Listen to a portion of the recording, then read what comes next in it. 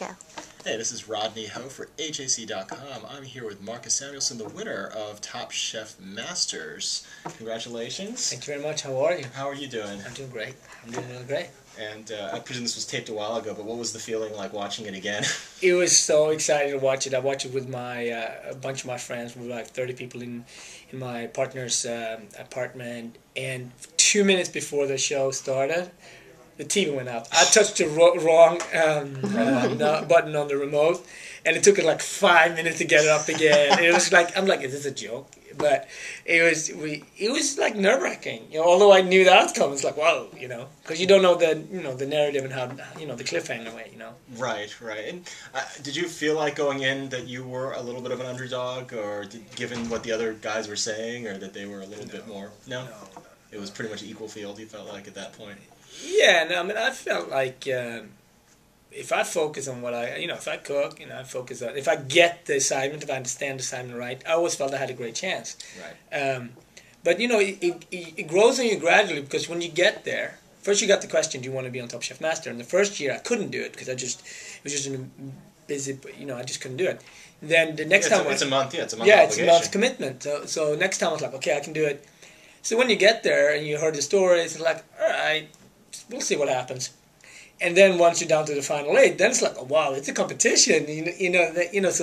So the competitive juices are flowing. And once it's down to the final 4, final 3, it's on, And I loved it. I loved working with Suser and Rick. And I'm actually going after this. I'm going to Vegas to cook with Rick again. Oh, that's great. Oh, yeah, it seems like you guys all got along. It was a friendly competition, right?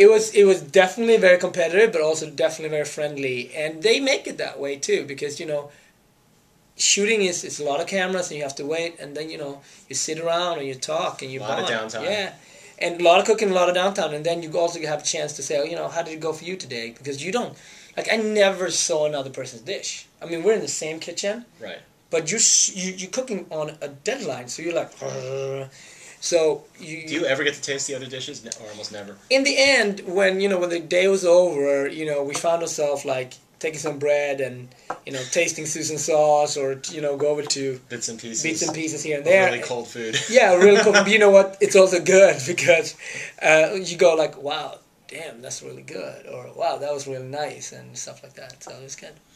What's been what do you plan to do from here using Top Chef Masters anyway? I don't know whether there's anything you could use. I mean, you're a chef already. Well, I think this year has been amazing. With you're doing the steak dinner for the Obamas, the first steak dinner, and then going on Top Chef Masters, but also putting Red Rooster together in Harlem. It's very important. How close is that to being open? Well, I think it's early fall. We're going to have it ready, all the pieces, and it's a big commitment, but it's also something I feel I have to do and I want to do for the community, for the neighborhood. I live in Harlem, lived there for a long time. What type of food what's the concept? Well, it's going to be like an American comfort food, but also working seasonal and being able to use a farmer's market approach on it. So it's a lot of different things. Affordability is very important for me. So hitting all those notes is a challenge, make it profitable, make it affordable, make it, seasonal, all those things. But I'm committed to it, and that's what we're going to do. So I'm working hard on that. And the other thing after that is Food Republic, my web platform that we as a team editorial putting together. It's a new way to communicate for us about food, to be part of this very vibrant, passionate food dialogue that is online right now. And bringing African cuisine into the mainstream, yes, that is clearly your goal, right? Absolutely. And I would guess that getting the exposure on the show certainly doesn't hurt. No, but I think that's also it's still an underserved market. So it's one show and it was one platform, and I felt like, what, Marcus, when the question came, what defines you as a chef, I had to go there. I couldn't avoid that question. I could do a lot of dishes. Mm-hmm. But you could do Italian, you could do Chinese. Exactly. Yeah. And I'm passionate about both of those cuisines, and I think that, what defined me was that, so I had to look that straight in the eyes and go for it. And it was tricky, because obviously I knew that the judges' representation of African food maybe, wasn't the same as they knew about other cuisines. And you heard a few of those comments from the judges. But they also, I think, they saw and tasted the intent And I think Yes. they voted a lot also because of the intent. And I really appreciate that, because those are the other cuisines are very established and African is not. But it's coming, you know. I live in a very vibrant African community in the west part of Harlem, which is Little Africa. And when I'm in Chicago, I see the Nigerian supermarket, and when you're in Minnesota, you see this, Somalian cuisine. So it's happening, not just in New York and Los Angeles. Right. You know, it's happening. In Atlanta, I have some great Ethiopian restaurants. So it's happening. You know. Desta, great place. Yeah. You really used, I thought, it for the first time since I've seen Top Chef Masters, like, you really brought a cultural awareness and education. Like, there was that episode where some of the people were like, his fish is breaking down, you know, like breaking in a way that they're not used to. And they thought it was kind of a wrong thing, but it's not really wrong seen from the right cultural perspective.